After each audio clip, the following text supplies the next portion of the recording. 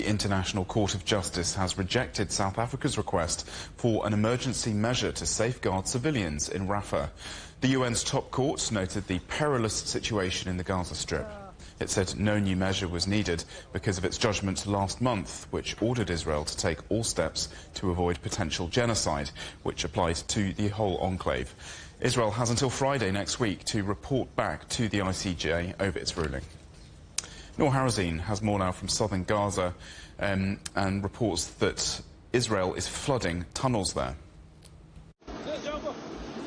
On the coast of Gaza in the northern, the Ash-Shati refugee camp, Israeli forces have set up a system of pumps to flood tunnels with large quantities of seawater.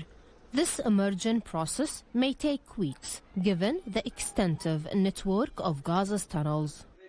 The Israeli army announced the discovery of more than 800 tunnel openings in the Strip since the beginning of the ground attack in October, revealing that about 500 of them have been destroyed. Environmental experts warned of the long-term effects on the soil and groundwater in the Strip if seawater and toxics in the tunnels seep into them and the aquifers, at the time when the infrastructure in the Gaza Strip has been largely destroyed. The war-damaged water projects that have been in place for more than 2 decades, such as infrastructure, huge water tanks, water desalination, treatment plants and pumping stations. Electricity was out and water supplies were halted. It's a brutal war against all water infrastructure. Palestinians tend to buy mineral water or bottle it manually, the few desalination plants that are still operating in the Gaza Strip. Dozens of Palestinians stand waiting for their turn to fill a few plastic bottles with water, which they use for almost everything, from drinking and cooking to bathing, washing clothes and dishes. Most people now depend on the drinking water that we distribute via trucks because the water available to them is polluted, unclean and unfit for drinking due to the large number of refugee camps and the gathering of large numbers of people in a small area. Noor Harazin, CGTN, Gaza. And we can now join Noor live from Gaza. Noor, what is the latest on the ground there?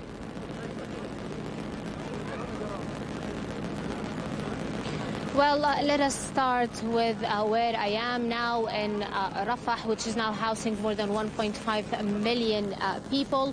According to the Palestinian Health Ministry, 10 people were killed in Israeli air raids on Rafah overnight. Most of them are from Judah and Zu'rub family in Israeli strikes on western Rafah. And we talked actually about how Palestinian families, displaced Palestinian families, started moving out from Rafah, evacuating Rafah, especially those who have homes in Middle Gaza and places like the Al-Nusayrat refugee camp and the Deir al-Balah. However, today and over the past hours, Israel actually intensified its attacks on Middle Gaza, leaving nowhere safe for Palestinians to go. Over the past few hours, we are reporting the continuous Israeli strikes on several residential homes in Deir al-Balah and Al-Nusayrat refugee camps, and we are talking about homes that are not only filled with the residents but also with displaced people who came to those places to take refugee.